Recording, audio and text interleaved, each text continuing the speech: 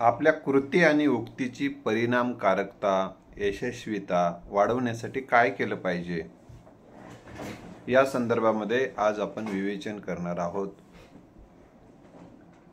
आपण बऱ्याच गोष्टी अशा करतो की ज्याचा परिणाम शून्य असतो, ज्याचा काही उपयोगच होत नाही किंवा फायदा होण्याच्या ऐवजी तोटेच होतात. अशा काही कृती उक्ती माणसाकडून होत राहतात. त्यामुळे आपण जे काही कृती आणि उक्ती करणार आहोत त्या कृती आणि उक्ती मागचा हेतू स्पष्ट असला पाहिजे, ध्येय स्पष्ट असला पाहिजे. उचलली जीभ लावली टाळूला, आलं मनात आणि केलं, असं काही उपयोगाचं नसते. एका कवीनं असं म्हटलंय, निके तेवढे घ्यावे, मिळमिळते अवघे टाकून द्यावे. तर आयुष्यामध्ये सुद्धा निवडही खूप परिणामकारकता वाढवत असताना ध्येयाची निवड, अनेक ध्येय असतात. असं म्हणजे शेकडो पद आहेत समजा. आता आपण शेकडो पदावर जाऊ शकतो का? नाही. एक पद कुठेतरी निवडा की दोन, ठीक आहे. तर म्हणजे एखादी निवड खूप महत्वाची आहे. म्हणजे ध्येय निश्चिती अतिशय महत्वाची गोष्ट आहे. आपल्याला काय साध्य करायचं आहे, आपल्याला काय प्राप्त करायचं आहे, त्याला ध्येय म्हणतात.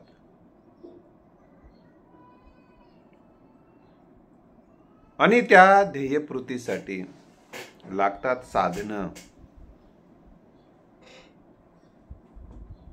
प्रवास करायचा आहे, दुसऱ्या देशात जायचंय, साधनाचा शोध घ्यावा लागेल ना. दुसऱ्या देशात जायला काय पायी जाता येते काय? जाता येत नाही ना. मग नाही मी पायी जातो दुसऱ्या देशात, मी पायी जातो, उडत जातो. उडत कुठे जातोस? उडत जाता येते तुला? तुझ्या डोक्यात काहीतरी आहे दुसरंच पुराणातलं. तसं काही होत नाही. आता ते कल्पना आहे. असो, तर ध्येय प्राप्तीसाठी कोणत्या साधनांची गरज आहे याची आपल्याला निवड केली पाहिजे. आणि साधनही दर्जेदार स्वरूपाची असणं अतिशय गरजेचं आहे. कारण दर्जेदार साधनाचा दर्जेदार परिणाम होत असतो.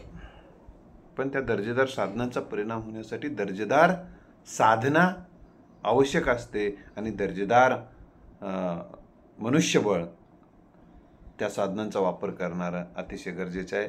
आणि साधनांचा उपयोग उत्कृष्ट करण्यासाठी, चांगला करण्यासाठी साधन आवश्यक आहे. एखादी गाडी आहे, मोटरसायकल आहे समजा, त्या मोटरसायकलला चालवता आलं पाहिजे ना.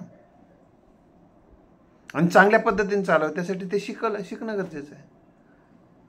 लक्षात आलं? त्यामुळे साधना, उत्कृष्ट अशी साधना गरजेची असते. म्हणून आपण साधना केलेली माणसं सोबत असणं आणि स्वतः साधना करणं त्या क्षेत्रामध्ये अतिशय गरजेचं. छत्रपती शिवरायांनी स्वतः साधना केलेली होती. छत्रपती शिवराय असं काही कधी असं जे उत्कृष्ट सैनिक होते, ते उत्कृष्ट सेनापती होते. कारण त्यांनी सैन्यासाठी लागणारं जे प्रशिक्षण आहे ते घेतलेलं होतं. आता सगळंच प्रशिक्षण एकटाच व्यक्ती घेऊ शकणार नाही याची आपल्याला कल्पना असली पाहिजे. त्यामुळे आणि ती निर्भयपणे त्यांची आंतरिक साधना सुद्धा आणि मनोभूमिकेची साधना सुद्धा उत्कृष्ट होती.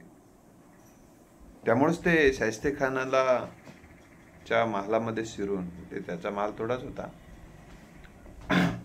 आपल्या देशाचा तो महाल आहे, तिथे जाऊ शकले. आणि तलवारबाजी त्यांना चांगली जमत होते, तलवार हातात गेले. त्यांच्या अनेक अफजल खानाच्या वधाचा जही प्रसंग आहे. असो, असे कित्येक उदाहरण आपल्याला देता येते. त्यांची साधना होती. साधना ही दोन प्रकारची असते. एक मनाची साधना, शरीराची साधना आणि मग जे आपण जे काही साधनं वापरणार आहोत त्याबद्दलचं जे प्रशिक्षण असते ते सुद्धा एक साधन आहे. म्हणून असा साधनं तयार करून युद्ध जिंकता येतात. त्यामुळे छत्रपती शिवरायांनी किल्ले बांधले, किल्ले उभे केले, सैन्य उभं केलं, जहाजाची बांधणी करून घेतली आणि विचार देखील तुमच्या ध्येयासाठी उपकारक असे विचार पाहिजे. जे काही पांचट विचार असतात समाजामध्ये प्रचलित झाले, समुद्र पर्यटन करू नये, पाप लागते वगैरे, असे फालतू असे अंधश्रद्धा धार्मिक लोकांनी ते रूढ केलेले होते. असे छत्रपती शिवराय अशा फालतू अंधश्रद्धा गोष्टीला त्यांनी थारा दिलेला नाही. त्यांचा मुलगा जन्माला आलता, पालता आला होता, तेव्हा लोक गेले दक्षिणा मागू, म्हणाले पालता आलाय ते अपशकुन आहे. पालता यासाठी आलेला आहे माझा मुलगा, पादशाही पालती घालणार आहे, असा विचार, वैज्ञानिक दृष्टिकोनाचा विचार छत्रपती शिवरायांकडे होता. म्हणून स्वराज्य निर्माण करू शकले. असे काय मग आता कसं करू, मग काय घालत बस अन्न शांत्या, हे पण शांत्यात, असं एखादा विचार कर, आता कसं करू बाबा, पोरग पालतं जन्मलंय, आता करत बस गंगेच्या वाऱ्या, अन्न शांत्या, पुन्हा शांत्या,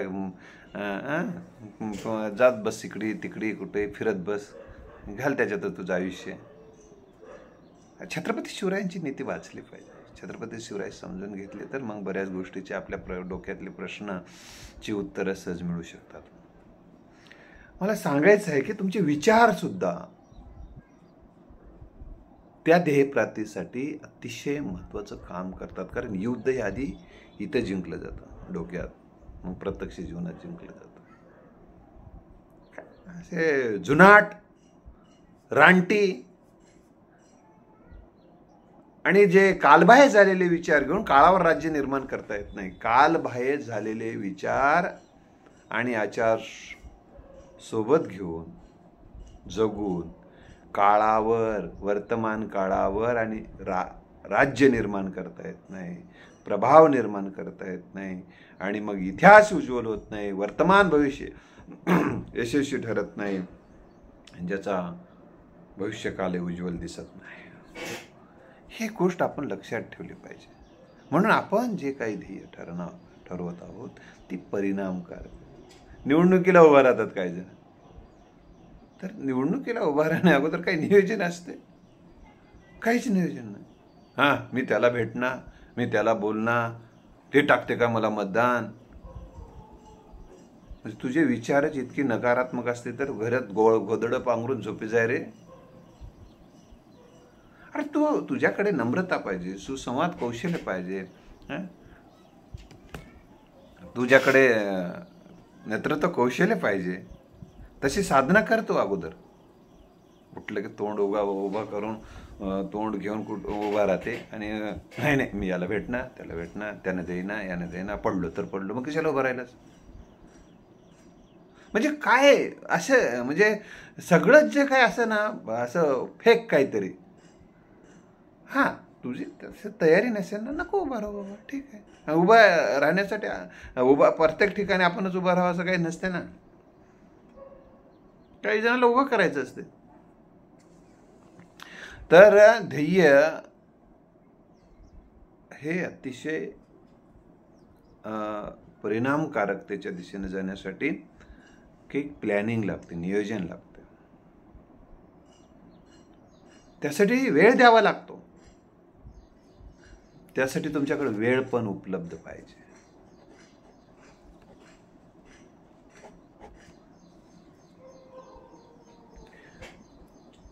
वेळ नसेल, आपण वेळच देऊ शकत नसेल, तर आपण परिणामकारकता साधू शकत नाही. त्यासाठीची वेळ मिळायला पाहिजे, वेळेची परमिशन मिळायला पाहिजे.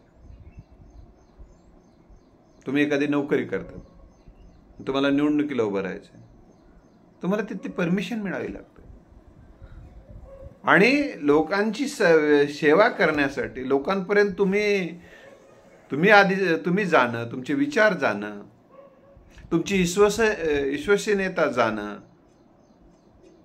हे अतिशय गरजेचं आहे ना. नाही उगा टाकतो बघू होईल. यामुळं फायदा काय होत नाही, तोटे तेवढे होतात. तर हे त्याच्यामुळं मी म्हटलं की वेळ सुद्धा तुम्हाला देता येते का याचा विचार करणं आपल्या कृती आणि उक्तीसाठी, आपली कृती आणि उक्ती परिणामकारक होण्यासाठी आपण वेळ देऊ शकतो का याचाही आपण विचार केला पाहिजे. आणि वेळ देता आला नाही बघतील बघणारे असं नाही, वेळ देता येते का याचा विचार तुम्हाला करा. त्यासाठी लागणारे मनुष्यबळ तुम्हाला तयार करावं लागेल. छत्रपती शिवरायांनी मनुष्यबळ, काही सैन्य होते का अगोदरच तयार? तशा पद्धतीचे सैन्य आणि तशा पद्धतीची क्वालिटी असणारी माणसं छत्रपती शिवरायांनी जमवली, त्यांना मार्गदर्शन केलं, तशा पद्धतीची त्यांना प्रशिक्षणाची व्यवस्था केलेली आहे. आम्हाला संपूर्ण इतिहास माहीत नसतो, घेतली शेतातली माणसं आणि लढाईवर नेले असत नाही. आता भारत सरकार काय सैन्याची भरती करते, भरती केली की उद्या काय पाकिस्तानच्या बॉर्डरवर नेते का त्यांना लढारे म्हणून? त्यांना अगोदर प्रशिक्षण देत सगळ्या गोष्टींचं, आणि तेव्हा ते सज्ज झाल्यानंतर मग त्यांची त्या ठिकाणी त्यांना पाचारण केलं जातं. म्हणून काही गोष्टीसाठी तुम्हाला साधनेसाठी सुद्धा वेळ द्यावा लागते. आवश्यक असा पैसा लागतो ध्येय प्राप्तीसाठी. लागणार असेल तर तुमच्याकडे पैशाची उपलब्धी पण पाहिजे, तुमची स्वतःची काही 4 पैसे, आणि जनतेतूनही तुम्ही पारदर्शक पद्धतीने जनतेला आवाहन करूनही विशिष्ट कामासाठी तुमच्याकडची विश्वसनीयता तयार करून काही प्रमाणामध्ये सहकार्य करणारे लोक असतात. सगळ्यांकडे सगळं देऊ शकत नाहीत, हे लक्षात ठेवा. त्यांच्या काही मर्यादा असतात. कोणी वेळ देऊ शकते, कोणी श्रम देऊ शकते, काम करणारे पण माणसं लागतात सोबत, श्रम देऊ शकते. मग श्रम देणारी कोण आहेत, पैसे देणारी कोण आहेत? कोणी ज्ञान देऊ शकते, ती एखादं ध्येय प्राप्तीसाठी तुम्हाला त्या ज्ञानाची गरज असते. ज्ञानाशिवाय कुठले ध्येय प्राप्त होत नाही, ज्ञान पाहिजे. तुमचे ज्ञान देऊ शकते. मग कोण काय देऊ शकते? त्या माणसांचं संघटन, म्हणजे ध्येय प्राप्तीसाठी आवश्यक साधनांचं आणि साधन व्यक्तींचं संघटन आपण करणार आहोत का? अतिशय गरजेची गोष्ट आहे. तर तसं करणार असू तरच त्याला अर्थ प्राप्त होतो, नाहीतर काही नाही. आता मित्रहो, एखादी सत्ता आहे, सत्तेच्या विरोधामध्ये तुम्हाला एखादं आंदोलन उभं करायचं आहे आणि तुम्हाला यशस्वी व्हायचे त्यामध्ये. त्या सत्तेला तुमचं ध्येय काय? एक जण म्हणला की नाही सर, मला आपल्याला हे शासन आहे की नाही, मला आपल्याला काढून टाकायचे. मला काढून टाकायचे काही वस्तू आहे का इथली घरातली वस्तू बाजूला फेकायला? घरातली वस्तू जरा टाकायचं तर रस्त्यावर तर जावं लागेल किमान. फेकतो वगैरे रस्त्यावर म्हणलं जमणं, पण रस्त्यावरचे जाऊन उचलायला लावतील कोणी, तसं जमत नाही, त्यालाही वेळ द्यावा लागतो त्यासाठी. तर मला सांगायचं होतं की एखादी सत्ता तुम्हाला उलथून टाकायची आहे तर सत्तेच्या सामर्थ्यापेक्षा तुमचं सामर्थ्य तुम्हाला तयार करावं लागेल ना. सत्तेच्या सामर्थ्यापेक्षा म्हणजे सत्तेसोबत जितकी लोक आहेत त्यापेक्षा जास्त लोक तुम्हाला तुमच्यासोबत तयार करावं लागतील. नाही उगा बघतो करून कस तरी जमलं तर जमलं, येडाचा बाजार होय. तर मित्र, त्यासाठी सत्तेसोबत किती लोक आहेत आणि त्याच्यापेक्षा अधिक लोक तुमच्याकडे वळवण्यासाठी तुम्हाला अभ्यास करावा लागेल की या प्रचलित शासन व्यवस्थेचं काय चुकतंय याचा अभ्यास करावा लागेल. कसा अन्याय होतो ह्याचं करावं लागतो. कोणावर अन्याय होतो, ते अन्याय ज्यांच्यावर होतो त्यांचं तुम्हाला संघटन करावं लागेल. ते कशी संघटन करायचं म्हणजे ते सगळेच जण तुम्हाला तुमच्यासोबत रस्त्यावर नाही येऊ शकत, कारण प्रत्येक माणसाच्या काही मर्यादा असतात, काही घाबरतात माणसं. एखादा अधिकारी आहे तो शासकीय सेवेत आहे, तर तो तुमच्यासोबत निषेध करायला रस्त्यावर कशाला येऊ शकेल? त्यानं शांततेनं तुम्हाला 4 माणसं हे करेल, हा त्यांना एवढंच म्हणू शकता. तुम्ही जर जास्त वेळ त्याला भेटायला गेलात तर सुद्धा तो तुमच्या विरोधातच मग भूमिका घ्यावा लागेल त्याला, कारण लोक त्याचे काही तिथे त्याचे विरोधक राहतात ना चले चपाटे, ते सांगतात हे त्या तिकडून आहे बरं, हां थोडं लक्ष थोडं मग त्याला अडचणीत आणू शकतात लोक. लक्षात आलं?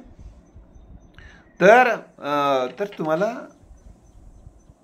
एखादं शासन व्यवस्था तुम्हाला उलथून टाकायची आहे, तर शासन सोबत असणाऱ्या आणि ते शेवटपर्यंत राहणाऱ्या पेक्षा तुमच्याकडे जास्त माणसं कशी ओळखता येतील यासाठी तुम्हाला प्रयत्न करावा लागतो. की आता आलं निखिल वागळे साहेबावर एक हल्ला झाला, पण त्यामुळे मी आपल्याला या निमित्तानं सांगतो की आता निषेध खूप व्यक्त होतो आहे. निषेध व्यक्त केला, फेसबुकवर सांगितलं निषेध, बस. काय पुन्हा काय साहेब? काहीच नाही. साहेब बसले, आता तितकंच एक म्हणले आणि बसले. कशासाठी निषेध व्यक्त करायचा? तर झालेली गोष्ट अतिशय वाईट आहे यासाठी निषेध व्यक्त करायचा, आणि निषेध व्यक्त करून थांबलं तर ती वाईट गोष्ट काय ते हल्लेखोर काय थांबणार आहेत का? दहशतवादी लोकांचे तुम्ही ते बॉम्ब फोडाले, तर तुम्ही निषेध. त्या दहशतवादीच्या घरावर बॉम्ब टाकून उद्ध्वस्त करणारे यंत्रणा तुमच्याकडे असली तरच आहे असं जर वाटलं तरच ते थांबतील, नाही का? त्यांच्या जसं कसाबला फासावर लटकलं तसं लटकवणारी यंत्रणा तुमच्याकडे उभी करता आली तरच तुम्हाला त्याच्यात ते थांबतील ना. मग निषेध, कसाब साहेब तुमचा निषेध. कसाब साहेबाला थोडंच तुमचा निषेध झाला ऐकायला. कसाब साहेबाला निषेधाची भाषा कळत नाही, कसाब साहेबाला फाशीची भाषा कळते. मग ज्याला जी भाषा कळते त्या भाषेत त्याला बोलता आलं पाहिजे. तुम्ही उगा निषेधाची भाषा करून काय आणि अहिंसा ही अतिशय, अहिंसा कोणासाठी? अहिंसा ही अहिंसक माणसासाठी असते. अहिंसेचं तत्व अवश्य पाळलं पाहिजे. ते कोणासाठी? जो समाज अहिंसक आहे. अहिंसेला अहिंसेनं उत्तर द्यावं लागतं. त्याने बॉम्ब घ्यायला तर तू नाही मी काहीच म्हणणार, टाक वाटलं तर टाक, उद्ध्वस्त होऊन जाशील कर. एका गालावर मारलं तर दुसरा गाल पुढं कर. असलं पांचट तत्वज्ञान जर आम्ही बाळगून बघू लागलो तर उद्ध्वस्त झाल्याशिवाय काहीच नाही हातात राहणार नाही. माझ्याकडे तुला संपून टाकण्याची साधना आहे, परंतु तुला मी माफ करतो.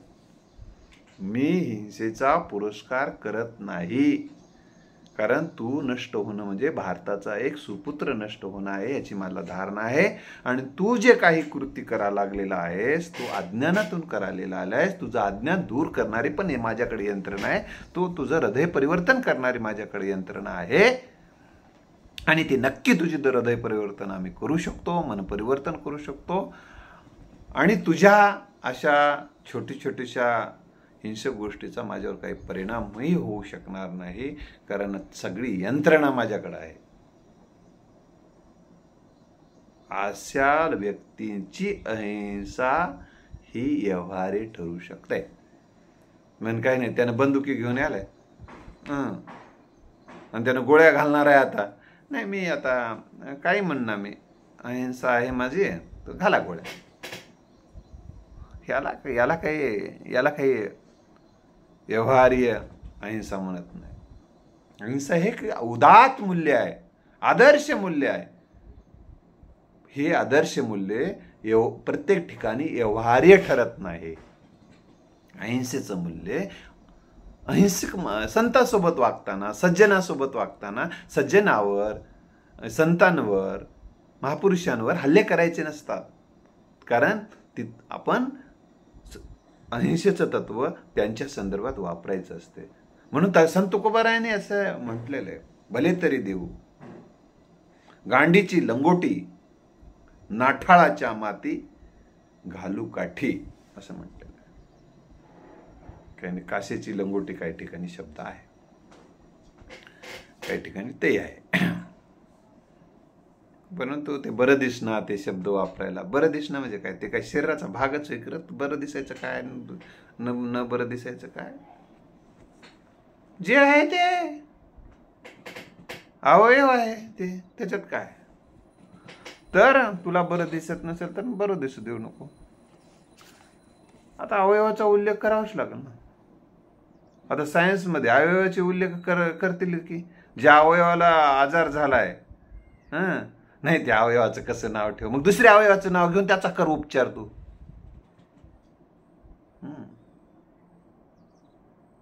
नाही हाताला आजार झालाय समज, तुला हाताचा उपचार करायचा आहे, नाही हाताचं नाव घ्यायला मला जरा लाज वाटते, मग कशाला आजार झालाय म्हणून सांगतोस, पायाला झालाय म्हणून सांग. मग करते, मग त्यानं दुसरा पायाला उपचार करत बसा. असलं वांज तत्वज्ञान न या देशाचा घात करून टाकलेला आहे. तर मित्र, आपण जे म्हणत होतो ते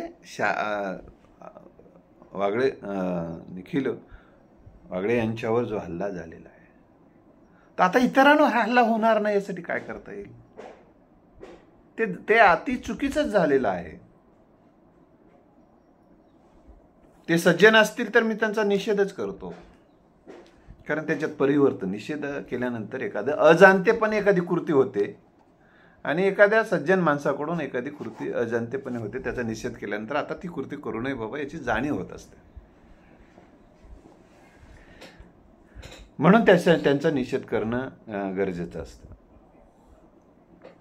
आता मला सांगा दुसरी गोष्ट, की आता आपल्याला अशा पद्धतीनं जे हल्ले झाले, याच्या अगोदर खूपदा हल्ले झालेत, लेखकावर, साहित्यिकावर, महापुरुषांवर, प्रबोधनकारावर हल्ले झालेले आहेत. आता हा जो हल्ला झाला, आता इतरांवर हल्ले होणार नाही त्यासाठी काय करणं गरजेचं आहे. नाही होऊ द्या, किती हल्ले होऊ द्या रे, किती हल्ले होऊ द्या, किती मरू द्या रे, किती मरू द्या, असलं वांज तत्वज्ञान नाही उपयोगाचं. त्याच्यावर उपाय करता आले पाहिजे. माणसं संपूर्ण टाकून काय कशानं युद्ध करणार आहोत द्या तुम्ही. नाही, आणि लढणारी माणसं फार कमी असतात, बोटावर मोजणे आहेत की. ते ज्ञान संपूर्ण टाकल्यावर काय झालं, दाभोळकर साहेब संपले, अंधश्रद्धा निर्मूलनाची चळवळ थांबली बऱ्याच प्रमाणामध्ये, दिवसाढवळ्या खून करून टाकून दिलं त्यांचं. अजून ते मारेकरी सापडत नाही. आता किती जणाला मारून टाकतात.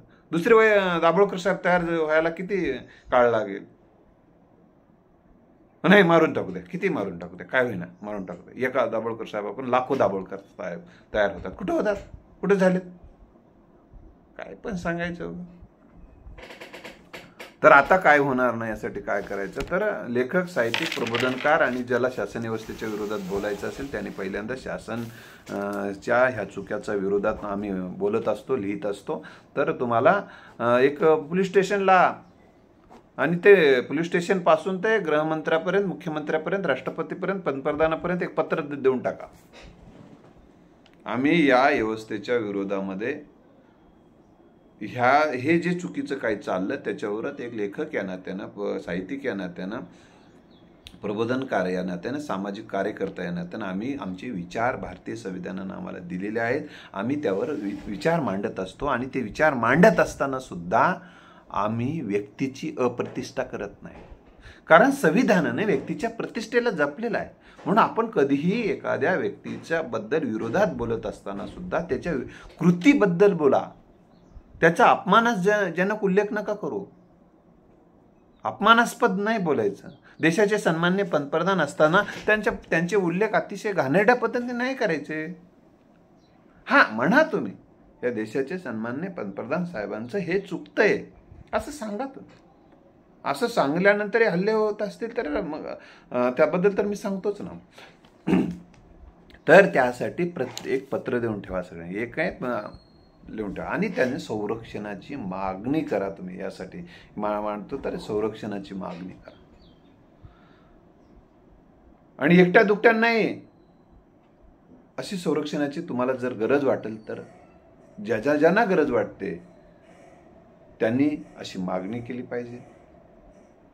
दुसरी गोष्ट, आपण स्वसंरक्षणासाठीची यंत्रणा पण सोबत ठेवली पाहिजे. तुमच्यासोबत संरक्षण यंत्रणाची मागणी करा. बघूया ते देतील की नाही, आता पुढचा विषय झाला हो. तशी यंत्रणा आपण तू पहिल्यांदा ते तर करा, पुढचं काय करायचं ते बघू. त्यानंतर स्वरक्षणासाठी ची मागणी करा.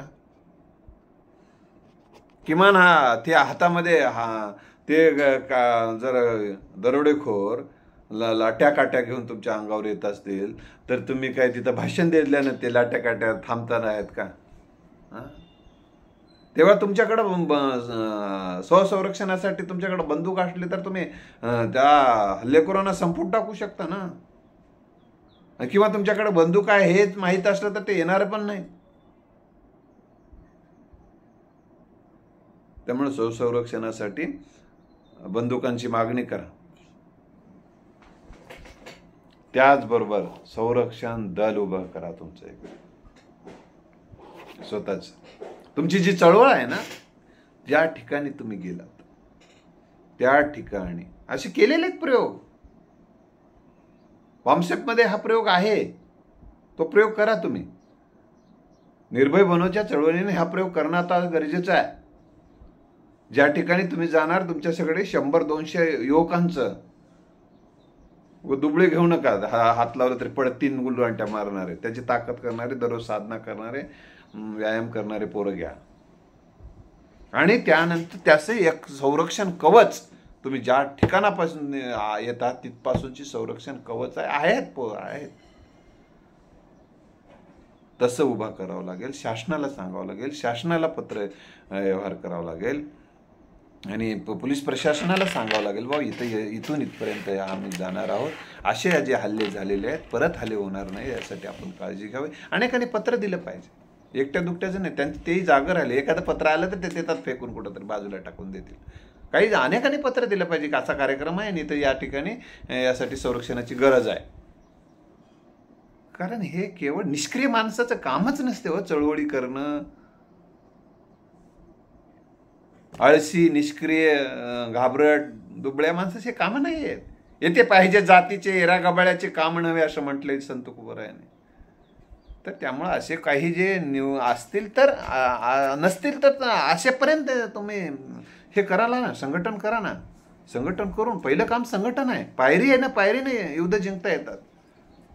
त्याआधी संघटन करणं आणि या दिशेनं करणं गरजेचं आहे. आणि मित्र, आता ही शासन यंत्रणा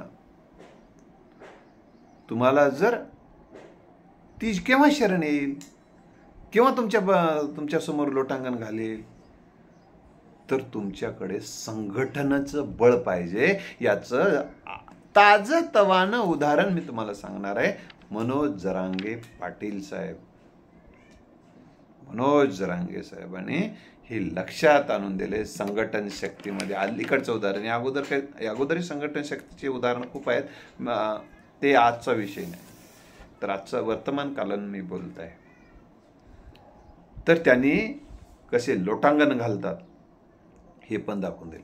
लोटांगण अगोदर हल्ले करून बघितले, दबाव टाकून बघितले, पण संघटन शक्तीच्या बळावर, आत्मबळावर मनोज जरांगे पाटलांच्या यांना हे आता असे दबाव टाकण्याचे प्रयत्न आणि हल्ले करण्याचे प्रयत्न, त्यांनी आता हल्ले करण्याचे शस्त्र बाजूला ठेवून दिलेले आहेत. त्यामुळं हल्ला करणे मुंबईला दिशेने, त्यांच्या मुंबईला दिशेनं येणारं आंदोलन अडवण्याचाही प्रयत्न झाला. ते येणार नाही त्यासाठी प्रयत्न झाला. कोरोनाच्या बातम्या देऊन बघितले. कशाचा काय कोरोना, कुठं आहे कोरोना?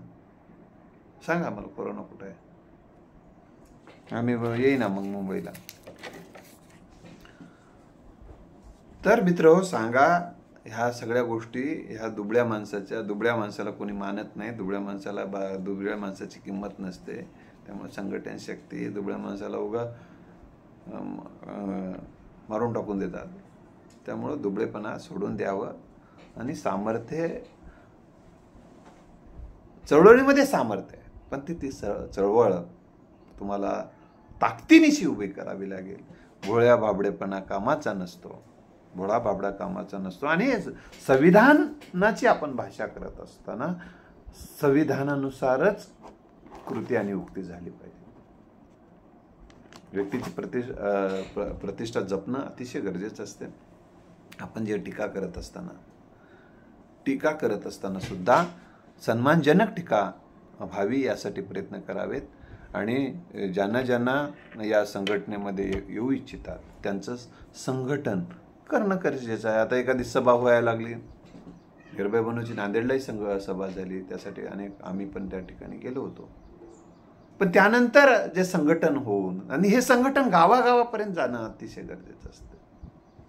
आणि गावागावापर्यंत प्रत्येक आता उदाहरणार्थ निर्भय बनूचे एका जिल्ह्यामध्ये समजा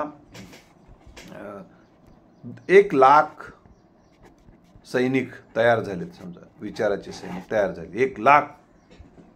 त्यांचं 1,00,000 तयार जेव्हा व्हायलेत असं जेव्हा वाटते, तर समजा नांदेड जिल्ह्याचं एक उदाहरण देतो. 1,00,000 निर्भय बनूचे सैनिक झालेत. त्या 1,00,000नी एका लाखासोबत समजा 5-5 लोक जरी झाले तर त्यांची सत्ता जाऊ शकते. यांना त्यांना भीती असते. ते एका व्यक्तीने 5-5 जण केले, 1,00,000 ते, आणि त्यांनी 5-5 केले तर त्यांची सत्ता जाऊ शकते. कारण तुम्हाला अशी परिणामकारकता आपल्या कृती आणि उक्तीमध्ये असली तरच मित्र त्याचा परिणाम होणार आहे. आणि शासनाचं केवळ निषेध व्यक्त करून काही होऊ शकणार नाही आता. तर त्यासाठी त्यांची प्रचार यंत्रणा मोठ्या प्रमाणात सुरू झाली आहे. 22 तारखेला अयोध्येत जे कार्यक्रम झाला त्यानिमित्तानं गावागावामध्ये संघटन झालेलं आहे. त्या निमित्तानं लोक त्या चळवळीमध्ये आलेले आहेत. गावागावामध्ये भक्तीचे उत्सव होत असताना तुम्हाला पर्यायी शिक्षणाबद्दल काही करता आलं का? त्यांनी मंदिरं उभं करायला लागले तर तुम्हाला शाळा उभं करावे लागतील, शाळेचे उत्सव सुरू करावे लागतील. तुम्ही मंदिर बांधा, आम्ही शाळा उभं करतो. आणि शाळा उभं करून देश शाळेत घडतो हे तुम्हाला सांगून पर्यायी यंत्रणा आणि पर्यायी कार्यक्रम असावा लागतो. रस्त्यानं फिरत बसल्यानंतर समाज परिवर्तन होत नसते, कृतिशीलतेने समाज परिवर्तन होत असते. लक्षात आहे? तर त्यासाठी तुम्हाला त्यांनी मंदिराचं पुनर्बांधणी पण मंदिराचे कामं करतायत, तर आम्ही शाळेचे कामं करतो. आणि त्या मंदिराचा प्रश्न त्यांनी मिटवला, त्यांचं अभिनंदन करून मोकळं व्हा तुम्ही. त्याच्यावर त्याच्या विरोधात काय फायदा नाही. कारण ते चिघळणारा विषय होता. तो चिघळणारा विषय त्यांनी संपुष्टात आणलेला आहे. त्यांचं अभिनंदन करून विषय मोकळायचा. तुमचे देशभर विद्यापीठं, देशभर शिक्षण संस्था, देशभर प्रशिक्षण संस्था यांना बळ देणारं चळवळ आणि तशा पद्धतीचं आता एक मोठी चळवळ जर उभं करणार आहात का, ज्यांना भाजपची सत्ता नको आहे यांनी हा विचार करावा. आणि जेव्हा लोकांना वाटेल की बाबा एवढ्या उत्कृष्ट शाळा, उत्कृष्ट विद्यापीठ उभं करण्या, प्रशिक्षण संस्था उभं करण्यासाठी ही लोक काम करायला लागले, चळवळीत यायला लागलेले आहेत, मग लोक तुमच्या पाठीमागे धावे. कारण तिथं त्याच्या लेकरांचं भवितव्य घडताना दिसते. मग ती माणसं तुमच्या सोबत उभं राहतील. नाही हातात पैसे कशाला खर्च करा, उद्या दारू वगैरे म्हटण्याला लागतात म्हणून जर तुम्ही थांबत असाल तर थांबावंच लागणार आहे. आता बाकी काय होणार आहे? तर मित्र, त्यासाठी पर्यायी कार्यक्रम नसणारी माणसं संपत असतात. म्हणून पर्यायी उपक्रम, पर्यायी कार्यक्रम, पर्यायी यंत्रणा मोठ्या प्रमाणात असणं गरजेचं आहे. त्यांचा पंतप्रधानाचा माणूस ठरलेला आहे, त्यांची सगळी यंत्रणा फिक्स झालेली आहे आणि आमचा अजून जागाच वाटपाचा घोळ सुरू नाही, पंतप्रधान पदाचा माणूस तयार नाही, मुख्यमंत्री पदाचा माणूस ठरला नाही. असला भोंगळ कारभारानं कशी सत्ता प्राप्त करणार आहात तुम्ही? असं काही होत नसतं. कसंही केल्यानं, कसंही वगैरे डांबर रोडवर धान्य पेरल्यानं उगवत नसते. तर मित्र, त्यासाठी खूप साधना करावं लागते, कष्ट करावं लागते आणि आपल्या हातातून सत्ता का गेली याचे आत्मपरीक्षण करावं लागेल, त्या दुरुस्ती करावी लागतील. समाजासोबत येण्यासाठी काही त्याग करावा लागेल. त्यागाच्या गोष्टी बोलत असताना त्याग कृतीशीलता ही खूप गरजेची आहे. या सगळ्या गोष्टी अतिशय आपण या दिशेनं जर काही करता आलं, होता आलं तर नक्की परिवर्तन गरजेचं आहे. आणि राजकीय संघटनेशिवाय, राजकीय पक्षाला सोबत घेऊन, चळवळीने सुद्धा मला एक महत्त्वाचा मुद्दा आवडला ते की निर्भय बनो चळवळीचा, की त्यांनी महाराष्ट्रातल्या महाविकास आघाडीला ते मोटिवेशन देत आहेत. तुम्ही समोर या म्हणून ते सांगत आहेत. हे बरं आहे, खरं आहे. नाहीतर काय आम्हीच सत्ता परिवर्तन करतो म्हटलं असतं तर ते इतक्या लवकर झालं नसतं. तर या सत्तेला सोबत घेऊन, आणि त्यासाठी अजूनही या महाविकास आघाडीने सत्तेचं हे जे जागा वाटपाचं भिस्त घोंगडं बाजूला टाकून देऊन तातडीनं हे यंत्रणा करून आता पुन्हा यायच्यामध्ये हा प्रॉब्लेम आहे की आता मुख्यमंत्रीचा महाराष्ट्राचं उदाहरण मी देतो की मुख्यमंत्र्याचा आताच उमेदवार कोणता याचाही कार्यक्रम तुमचा ठरला पाहिजे, ठरवणं गरजेचं असते. ते ठरत नसेल तर मग कोणाकडे बघून तुम्हाला देशात महाराष्ट्रात सत्ता द्यायची, हाही विषय आहे. दुसरा विषय आहे की देशामध्ये पंतप्रधान नरेंद्र मोदी साहेब आहेत. तर नरेंद्र मोदी साहेबाच्या तोडीचा पंतप्रधान आपण कोण करणार आहात, यासाठी सुद्धा तसा चेहरा आम्हाला पुढं करावा लागेल. आणि त्या चेहऱ्याला मान्यता देण्यासाठी जे काही संघटन उभं आहे त्यांनी सर्वांनी एक दिलानं, एक मतानं, आनंदानं व्यक्त झालं पाहिजे. आता तुम्हाला जर राहुल गांधींना पंतप्रधान करायचं असेल तर सर्वांनी एकमुखानं सांगता आलं पाहिजे आणि सगळेजण म्हटले पाहिजे की आम्ही सगळेजण एक आलेलो आहोत आणि आम्हाला ही सत्ता घालवायची आहे. यासाठी आम्ही सगळ्यांनी आमच्या पक्षाचा जो प्रमुख आहे तो पण पंतप्रधानपदाचा लायक आहे, परंतु आम्ही काही काळासाठी आम्ही मागं ठेवलेला आहे आमचा निर्णय. म्हणून त्या जो मागं राहणार आहे त्याने मन दिलानं समोर येणं गरजेचं असेल तरच ह्या सगळ्या गोष्टी होणार आहेत मित्र. तर हे जे काही चाललेलं आहे, मला पुण्यावरून काल एक फोन आला होता, म्हणे की काय आता शासनावर काही बोलू नका बाबा, काही दिवस बरे नाहीत वगैरे असं जे म्हणत होता.